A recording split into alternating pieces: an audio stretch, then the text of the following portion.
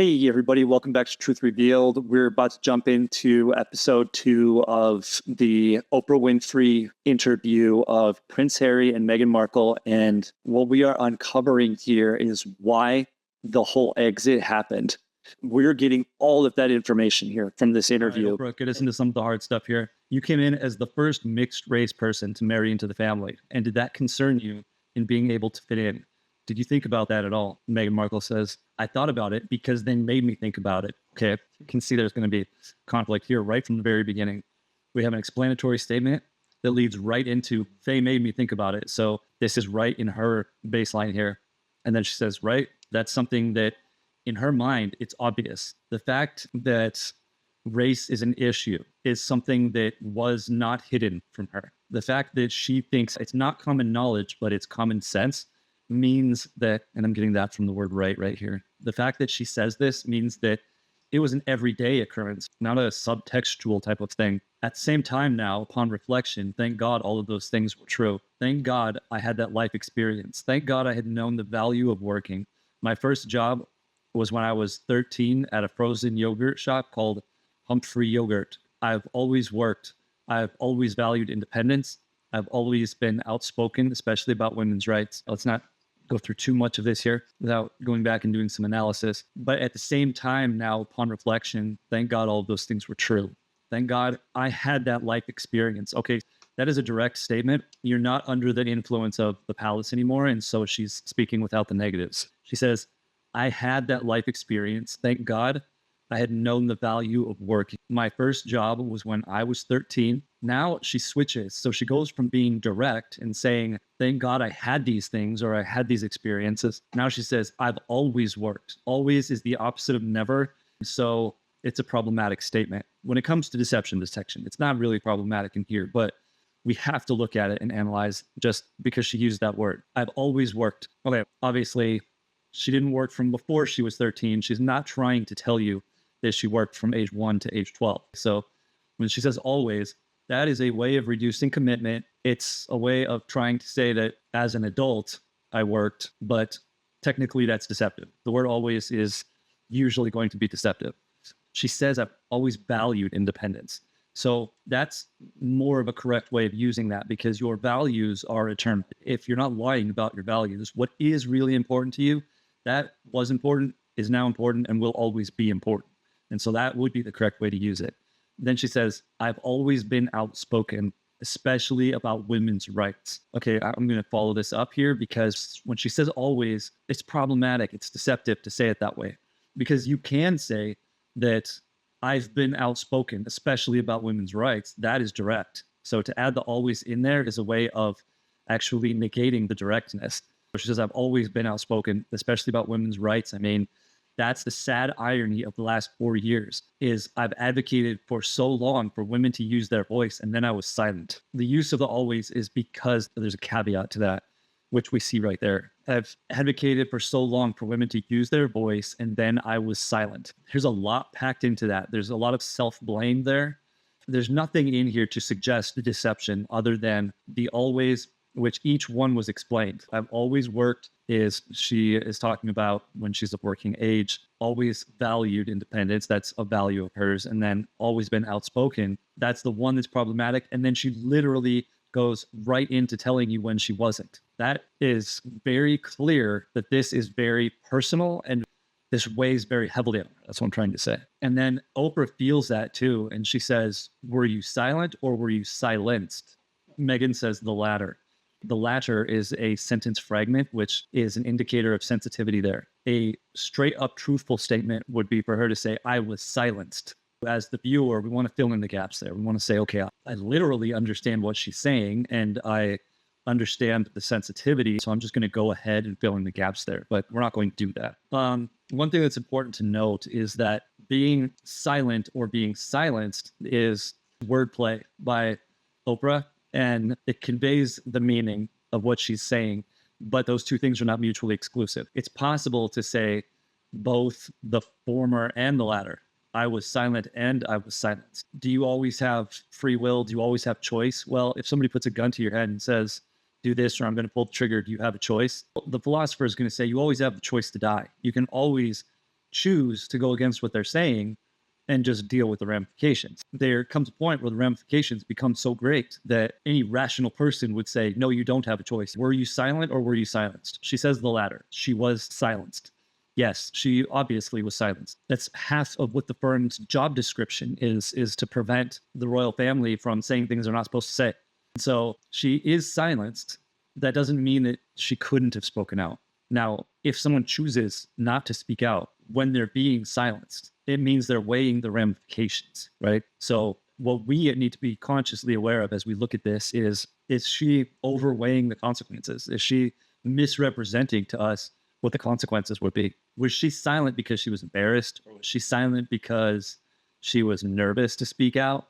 Or was she silent because her life was threatened if she spoke out? And so technically we have deception here is what I'm saying. Deceptive fragment. That doesn't mean that the latter is not true. It means that there can be deception through omission. We have a tendency to say, okay, well, she was silent. That's her fault. But remember, we have to weigh the consequences because we're not philosophers here. We live in real life. If anything is going to threaten my kids or my life and my ability to take care of my kids, then it's not really an option. We need to now understand, why was she silent? It's not simply because she was silenced. So Oprah is going to ask more follow-on questions. So how does that work? Were you told by the comms people or the institution? Were you told to keep silent? How were you told to handle, there's a lot of questions here. How were you told to handle tabloids or gossip? Were you told to say nothing? All right, let's see what we get here. Meghan, everyone in my world was given very clear directive from the moment the world knew Harry and I were dating to always say no comment. That's my friends, my mom and dad, and we did. Initially, she says everyone from, and then she wants to rephrase this. Everyone in my world was given very clear directive, and everyone is too vague. She doesn't tell us who everyone is. So that can be an indicator of deception, except that she realizes that it's too vague and then actually explains it. That's my friends, my mom and dad, and herself. And so this now is no longer deceptive because it's explained. Then she says, everyone in my world was given clear directive from the moment the world knew that Harry and I were dating to always say no comment. And we did. I did anything they told me to do.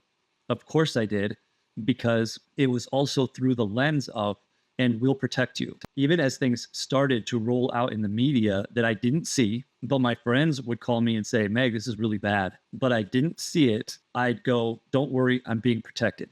I believed that. And I think that was really hard to reconcile. All right. Even though she's in the middle of a thought, let's go back and look at the deception here. So we have, and we did. I did anything they told me to do. The word told is one-way information when there's a power difference. When your boss tells you to do something, when your boss says, I told my employees to do this, they're not expecting conversation there. So you want to look at the context. Whenever you see these words highlighted in here, that's what I'm doing. I'm looking at the context of how they're used. And if somebody is using one of those things, always in one particular way. So you see told used a lot in here, and it's used as a method of explaining to you that there's a power difference. It's not just when the power difference is obvious, but it can also be used to let you know that there is a power difference there.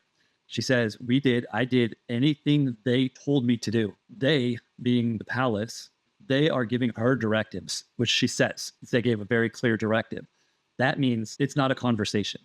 It's an authority figure just simply giving commands.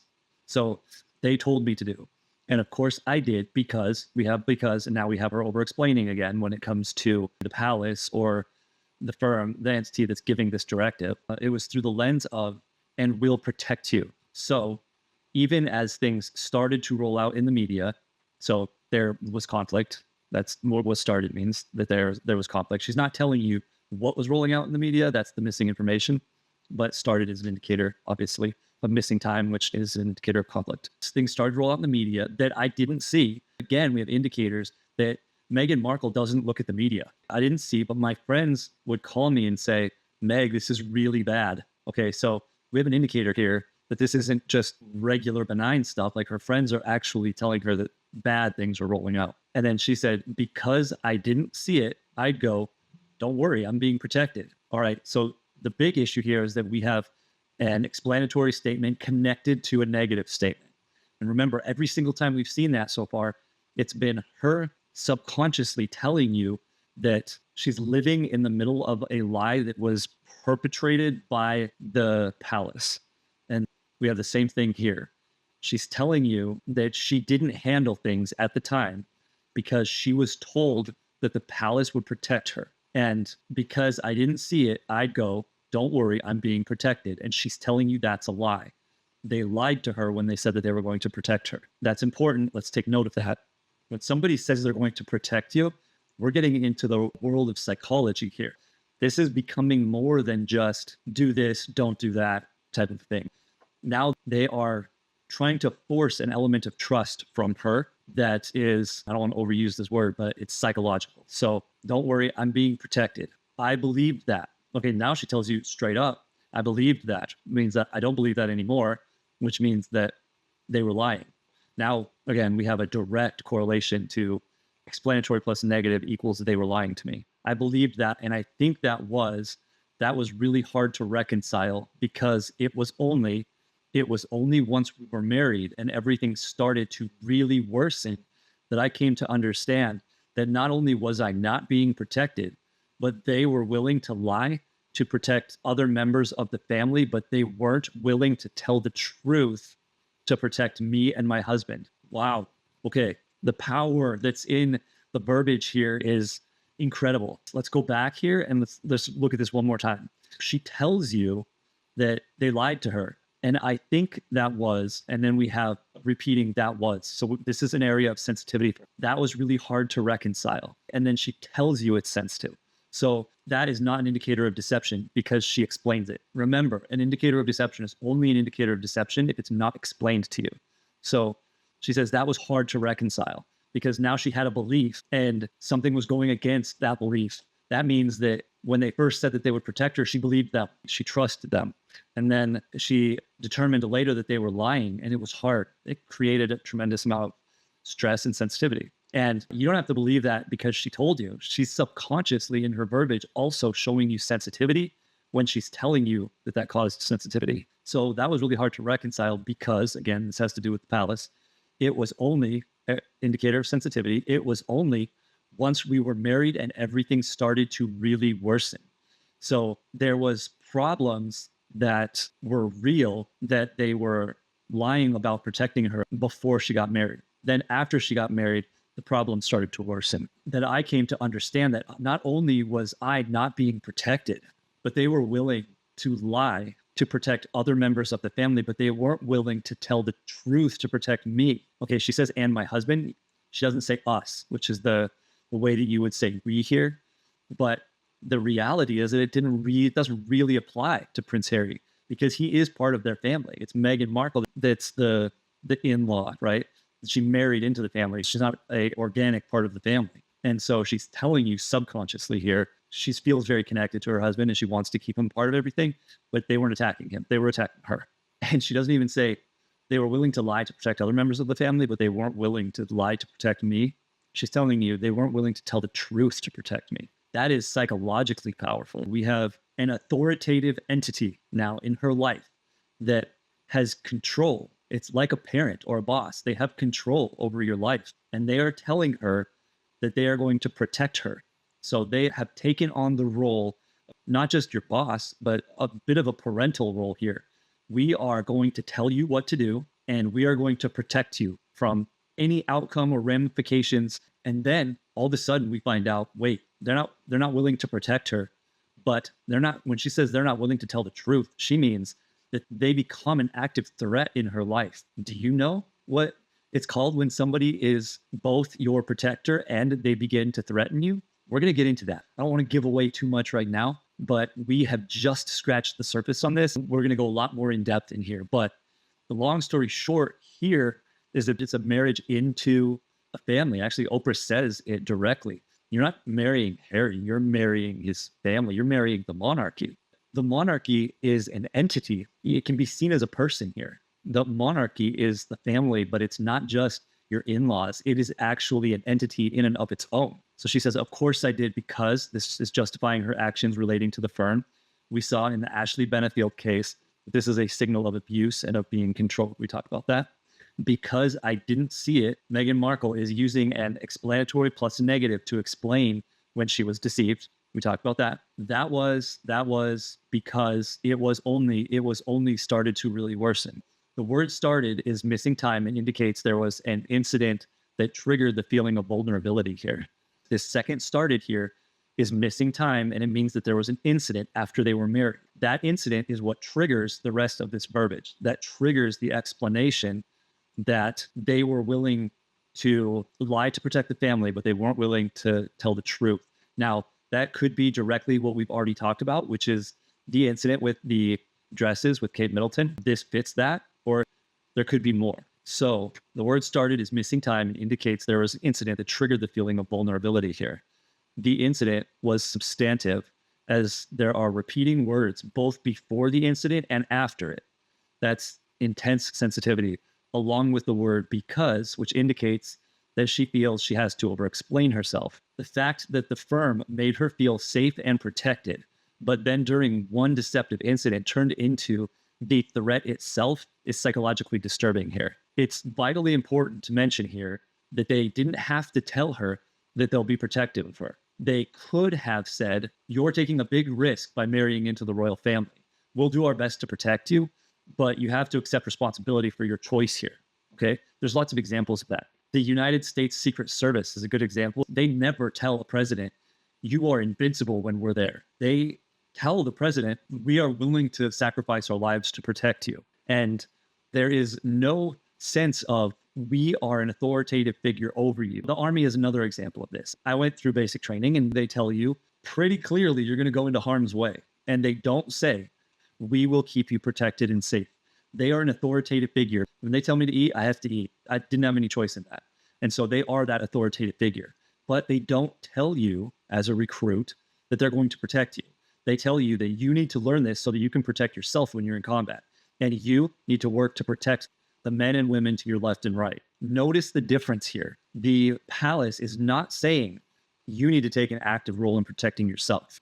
We will provide security, but you are responsible for your own well-being. They don't say that. They tell her, we will protect you. And then they become the threat. And I'm not saying that she has been abused at this point, but I'm saying that they are handling it in a way that is similar to an abusive relationship. And so we definitely want to keep that in mind here. Back to Oprah asking questions.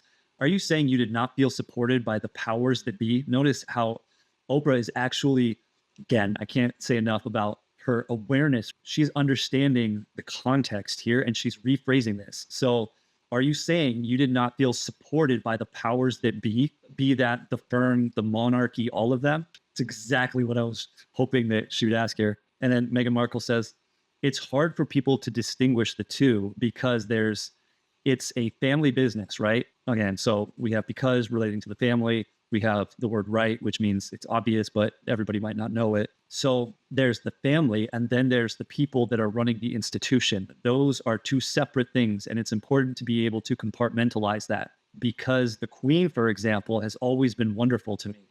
I mean, we had one of our first engagements together. She asked me to join her, and then Oprah is going to cut her off there, but let's analyze what she says before she gets cut off.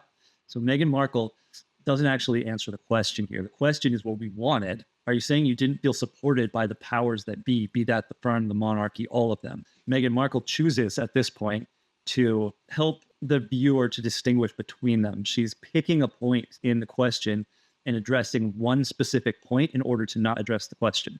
That's an indicator of sensitivity, and it can be an indicator of deception depending on where the conversation goes from there, or if she then tries to change the subject, it becomes a deception. Most people in their explanation will tell you why they didn't answer the question. So let's keep looking here.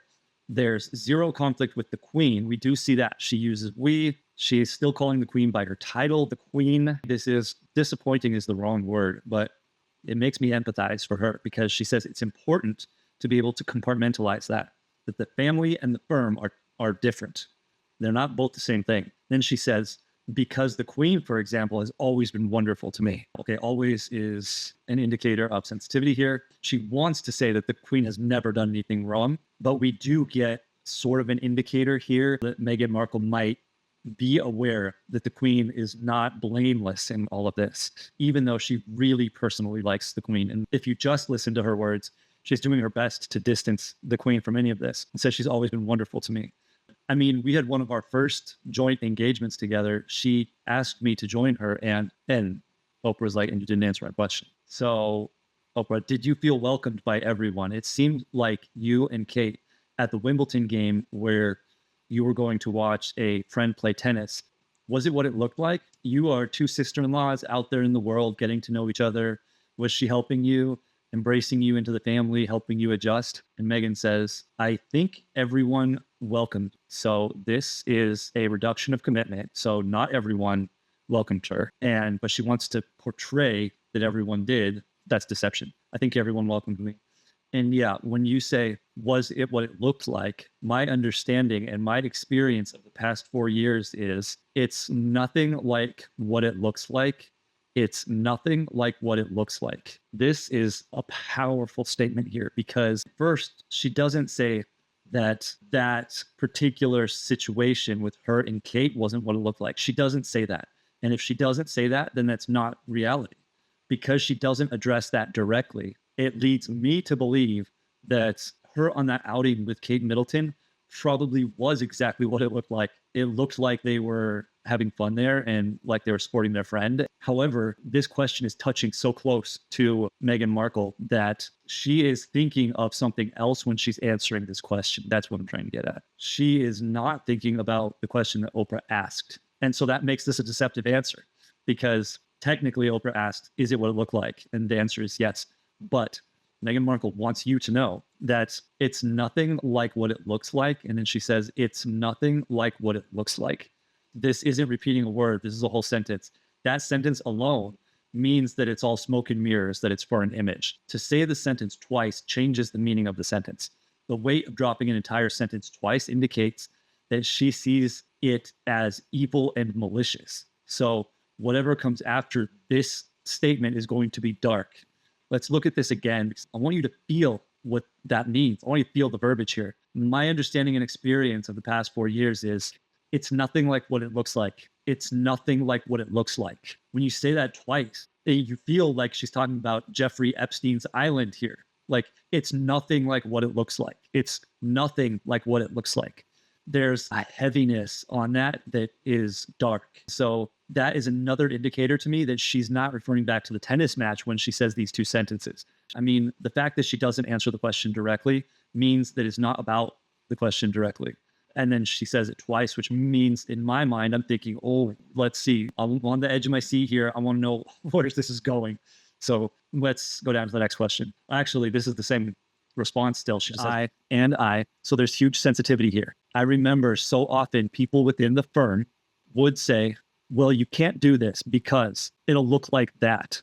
You can't. So in that sentence, we now have a negative plus an explanatory statement that she tells you is about the firm. The firm is the one who is now giving her commands, telling her, you can't do this because it'll look like that. And again, this means closeness. You can't do this, which is what she asked to do, because it'll look like that. The deception at this point is not clear because we haven't gotten all the way through the question yet. She says, you can't, and then she stops this sentence. Before, she didn't tell you the question that she asked.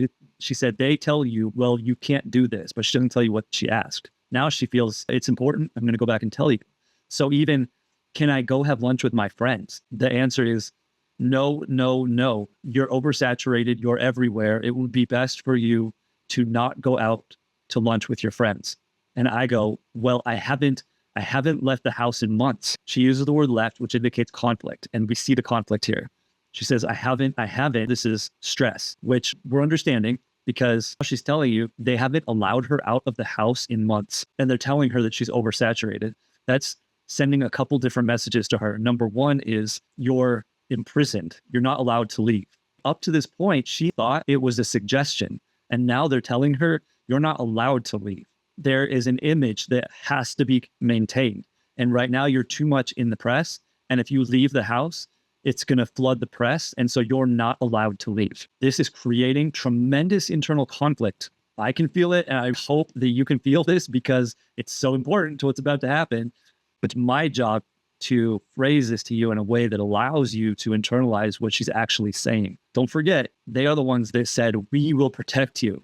And they become the threat. They're the ones putting out lies about her. We saw that with the dresses. They said that she is the one that made Kate Middleton cry, when in reality, Kate Middleton, through a minor incident, was the one that made her cry. And they lied about that. They are an authoritative figure that is Meghan Markle's self-proclaimed protector that has now become her greatest threat. And what they're doing to her, putting her out into the press in a negative way, they are now telling her that's your fault. You're out too much. And this press that you're getting, now for that, we have to punish you. We have to keep you locked down. And I want to make sure that the elements of what she is telling you here are registering. And you also have insight into her psychological state here, because she says, I haven't. That means sensitivity and stress. And then she says, left. I haven't left the house in months. Now we have an indicator of conflict here. I mean, there was a day that one of the members of the family came over and she said, why don't you just lay low for a little while? Because you're everywhere right now. So now she's telling you that the threat, even though she was blaming the firm, the threat is also coming from the royal family directly. She told you have to compartmentalize this. The family's different. Her example was the Queen. The Queen's awesome. Like, she's been very supportive of me this entire time. She's never done anything wrong. But the royal family themselves are telling the same message that the firm is telling her, which is, why don't you just lay low for a little while because you're everywhere right now. That is just a restatement of the exact same message that she stated up there, but from the family, not the firm, which is why I keep saying the palace, because it's coming from everywhere. I said, I've left the house twice in 4 months. Okay. Left. We have conflict. We can feel her stress here. I'm everywhere, but I'm nowhere. Now, the weight of saying I am nowhere, it's giving you a window into her psychological state. She doesn't say I'm everywhere, but I'm here. I've been in the house, but somehow I'm everywhere. She actually says I'm nowhere. And that's disturbing language. Doing this YouTube channel has caused me to start looking at a lot of individuals who have suffered abuse and psychological trauma that I'm being forced to look at. And I'm actually unwittingly doing a lot of research on the effects that psychological variances can have on verbiage. And now I'm picking up, when I look at somebody who's abused and I see their verbiage and how it's different than a regular person's verbiage, when I see that same verbiage somewhere else, I'm noticing that.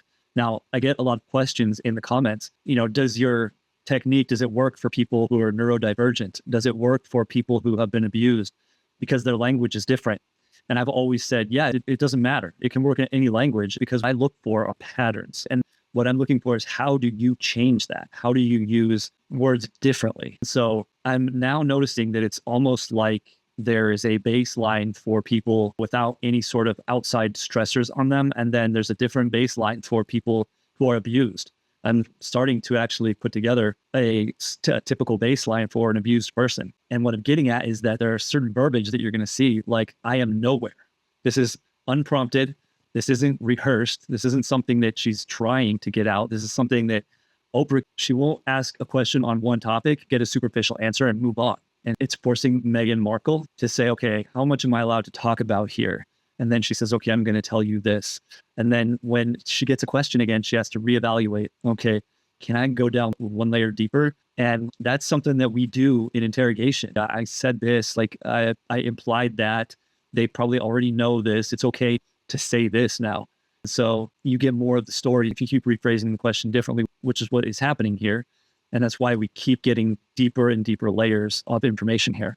Meghan Markle doesn't throw this out in the very beginning, like, I rehearsed this and I want you to feel sorry for me. And I'm going to say, early on in the interview, oh, it was terrible. I felt lonely and overwhelmed. No, she doesn't. She didn't rehearse that. That was not her intention of giving you that information. But Oprah is not just asking good questions. She's asking questions in a way that is so friendly and empathetic that it creates a tremendous amount of trust in Meghan Markle that allows her to sort of lose touch with the fact that she's in front of a lot of people. And so she's giving a lot of information here. Okay, so we have a statement here that now worries me. She says, I am nowhere, which, when you combine that with the situation that she is in, or the way she feels about the situation that she is in, which objectively we can see at this point, it's becoming problematic. And from that standpoint, I continued to say to people, I know there's an obsession with how things look, but has anyone talked about how it feels? Because right now I could not feel lonelier. The combination of getting, I feel like I'm nowhere. And then she has to finish that thought. And she says, I know there's an obsession with how things look, but has anyone talked about how it feels? Now she's beginning to cry out for help. And then she says, because right now I couldn't. This is screaming out against the deception that the firm and the family together are creating. The palace is creating this image to the public, and they're doing it by maintaining complete control over humans. And Meghan Markle was not prepared for that when she came in here. She was not born into this, and she's not even British. And so she's telling you, and she's still combining explanatory statements with negative statements when she's talking about this image, this deception that they're using to lock her down. This narrative is a way of controlling an issue that they are trying, what do we call this? There's a demon that they are fighting here. And Meghan Markle is unaware of what that demon is. All she knows is that she's feeling the ramifications of the steps that they are taking in order to fight that demon. And she doesn't know what it is. She doesn't know what is so evil about her that they have to imprison her and create this veil of deception around her, why they're lying to her, and all of this. She doesn't understand. She will, but she doesn't understand it yet. Okay, so we have repeating and I, which is an indicator of stress answering the question. We have a negative plus an explanatory statement plus a negative. Because of Meghan Markle's baseline, we know this is when she's feeling attacked by the firm, and more specifically, that it's when the firm is lying to her. The reason why she is being locked down is not because she's in the media too much. The reason that they are imprisoning her is a different reason than they're telling her. Okay, so now you understand that explanatory plus negative. Now, what we need to be aware of at this point is that if they continue walking down this road, the next step would be to confine her. Okay, so I wrote this statement and then I realized that I hadn't finished her answer yet. And in her answer, she tells you that she has already been confined. And so, yes, we need to be aware at this point that if they confine her, okay, that's a step they've already done. Then make her feel that they are the only ones that can protect her from the threats of the outside world. All right, there are 4 elements in something called coercive control. I'm not a psychologist, but I was an interrogator, and there are elements of psychology that I am aware of, and coercive control is one of them. So I am aware when I see it of what it is. And the elements are that it has to be an authoritative figure that promises to be your protector. Then that authoritative figure that becomes your protector has to become a threat to you. Then you need an element of confinement, of imprisonment, the inability to get away from that person or that entity. We've seen all of those things very clearly. The only thing that we're hoping that we're not going to see here is the element of an existential threat that is outside of the entity itself, other than what the palace, the firm, the family, all of those things combined, they pose a threat to her in this moment because they are leaking stories that are negative about her to the outside world. What we already know is that the members of the royal family get briefings called threat assessments on a daily basis. While she hasn't talked about it yet, we want to wait until she says it, because if she's not aware of it, even if it's happening, then it's not an element of coercive control for her yet. But we obviously know that there are threats that are made against the royal family and that they have security to protect against those outside threats. And the initial approach to her was that they are going to protect her from outside threats. So the last thing that we're looking for is she being made aware of these threats against her life, Harry's life, or their kids, because at this point they're having kids. And so are there any threats to her family that the firm, the palace are telling her, let me tie this together for you. You can't leave me, because if you leave me, the outside world is going to kill you. I am your protector from the outside world. Now, I am also going to abuse you, but then I'm going to treat you well. And so you're going to have this constant back and forth between trying to survive inside the house and enjoying the perks that I give you when I give them to you. And you can't leave because the outside world will kill you if you leave. That is coercive control. Coercive control is a form of psychological abuse where the abuser seeks to dominate and control the victim's life. This can involve isolating the victim from others, manipulating their perception of reality, and making them dependent on the abuser. The abuser may create an environment where they are perceived as both the source of protection and the source of harm, trapping the victim in a cycle of fear and dependence. Now, we have Stockholm Syndrome. Now, this is also important because this is a defense mechanism to help an individual who is under the influence of coercive control. It helps them to survive. So Stockholm Syndrome is when the victim begins to identify with their abuser, and that's a defense mechanism. So they feel sorry for the abuser, which allows them to love and care for the abuser. And that is a way of minimizing the amount of abuse that they receive because they're trapped inside of this environment. Stockholm Syndrome, great. That is her best, that's the best way that she's going to be able to cope with this. So Stockholm Syndrome, now we need to find out, is she going to be susceptible to that? Because the type of personality that is going to have a hard time succumbing to Stockholm Syndrome is going to be a person who is intelligent, but not just intelligent, but also smart, and therefore has an ability to see through a veil. People who look at things from up here instead of from down here, you can't really deceive them into changing their way of seeing things. So people like that have a tendency to not succumb to Stockholm Syndrome, whereas people who are more naturally inclined to buy into a system in order to survive are the ones who are going to succumb to Stockholm Syndrome, or if you're born into it.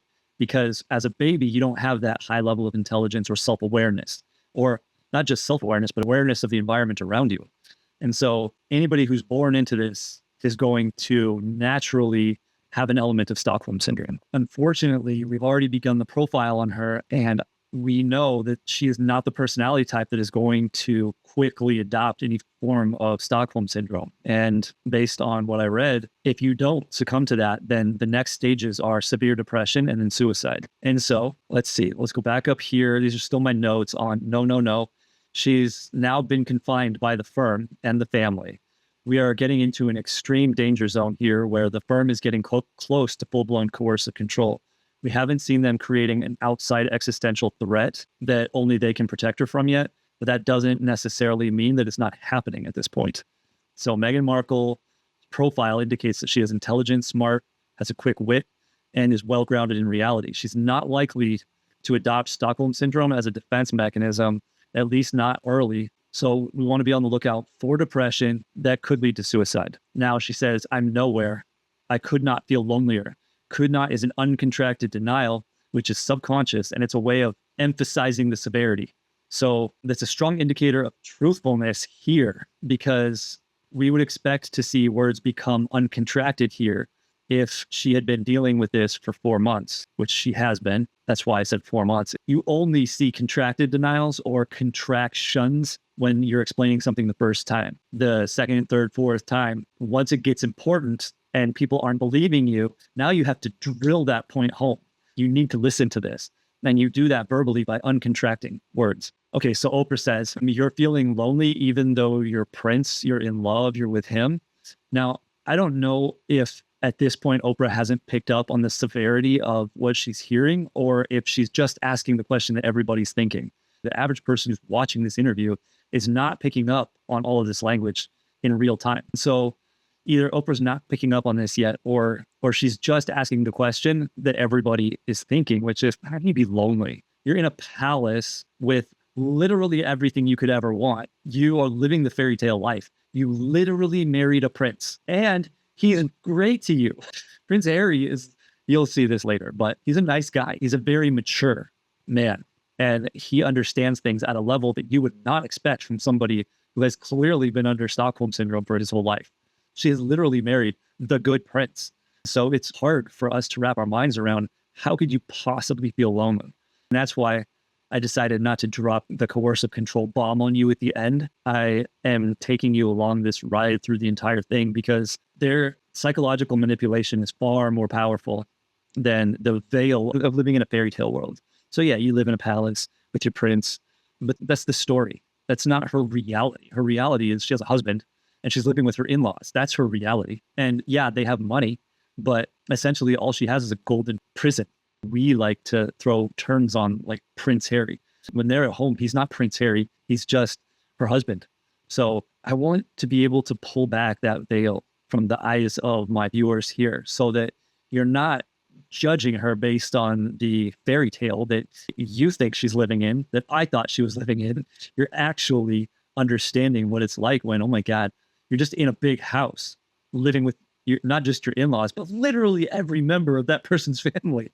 No matter what their personalities are, you can't get away from them. And so, yeah, let's keep going. So Meghan says, I'm not lonely. I wasn't lonely with him. There were moments that he had to work or he had to go away. There's moments in the middle of the night. And so there was very little that I was allowed to do. And so, yeah, of course, that breeds loneliness when you've come from such a full life or when you've come from freedom.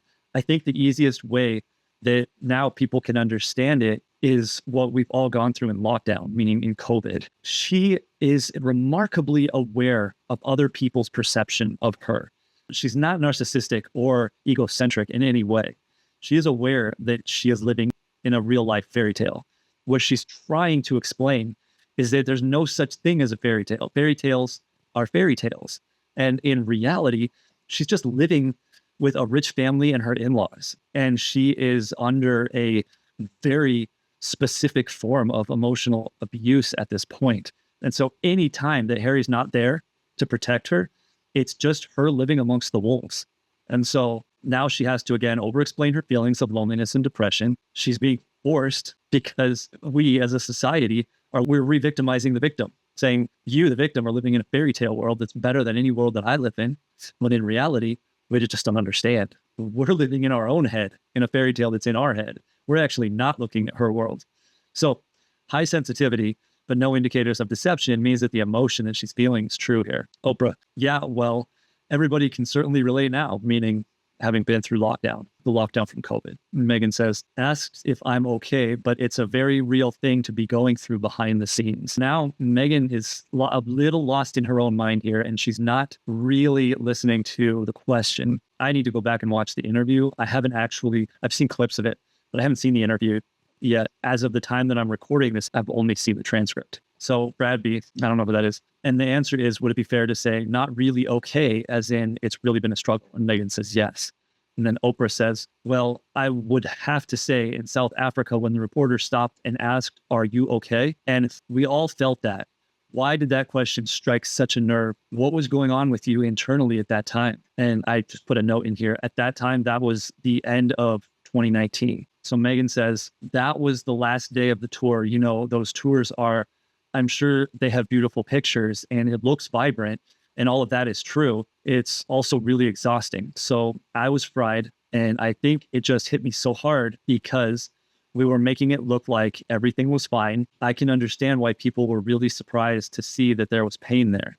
So she's having a really hard time getting to the point. What this is it's deception through omission. She's trying to not tell you something. She doesn't want to have to explain this. And so she's taking forever to get to it, to try and figure out, how do I phrase this in a way that I don't have to tell you the truth? So let's see what we end up with here. I can understand why people were really surprised to see that there was pain there. Okay, so she doesn't know how to phrase this. And then she said that there was pain there. And that very small admission that there was pain there is going to be the beginning of opening the floodgates here. So because we were doing our job was to be on and to smile. And so he asked me that. I guess I had felt that it had never occurred to anyone that I wasn't okay and that I had really been suffering. And I had known for a long time and had been asking the institution for help for quite a long time. Wow, she's going along and we're expecting this politically correct answer. And because it's taking her a long time to get to the point, I'm thinking, okay, she's going to figure out a way to gloss over this. And then we're going to have